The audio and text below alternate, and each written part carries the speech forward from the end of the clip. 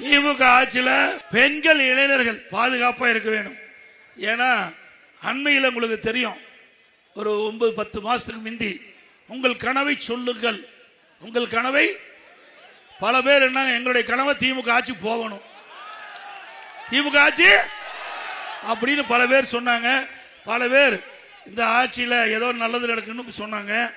ஓரணியில் தமிழ்நாடு, அது ஓரணி இப்படி பேரை வச்சு உங்க வீடு வீடா வந்து உங்களுடைய செல்போன் நம்பர், உங்களுடைய ஆதார் எண், உங்களுடைய டீட்டெயில் எல்லாம் தயார் பண்ணியிருக்காங்க.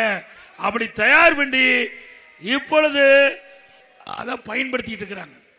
நான் உடனே நீதிமன்றத்துக்கு போனோம். இது தவறு, இது தவறானது. ஒரு பெண்ணுடைய செல்போனை வாங்கி ஆதார் எண்ணை வாங்கி அப்படி விவரம் பூரா திரட்டிடலாம். இதனால பாதிப்பு ஏற்பட்டு விடும். அந்த செல்போன் இருக்கிற படங்கள் எல்லாம் எடுத்துடலாம், அது இருக்கிற செய்தியெல்லாம் எடுத்துடலாம்.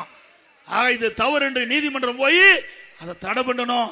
இன்னைக்கு என்ன நிலைக, இப்போ இந்த திமுக காரர் தில்லுமுள்ளு செஞ்சு இந்த அரசாங்கத்தின் சார்பாக எடுக்கப்பட்டது பெண் என்ற அமைப்பு திமுகவுக்கு தேர்தல் வேலை பண்ணிட்டு இருக்காங்க, அவர்கிட்ட கூட ஒப்படைச்சிட்டாங்க. இப்போ பாத்தீங்கன்னா அண்மையில ஒவ்வொரு போனும் பெண்கள் போனுக்கு வருது. அதுல என்ன, உங்களுடைய திமுகவுக்கு வாக்களியுங்கள் அப்படின்னு வருது, நீங்க திமுகவுடைய ஆதரவாளர் அப்படின்னு வருது. இது எவ்வளவு பெரிய மோசடி! மக்கள் நம்பித்தானே நம்பர் சொன்னாங்க, அரசாங்கத்தை நம்பித்தானே நான் உங்களுடைய விவரத்தை எல்லாம் சொல்லி இருக்கிறீங்க.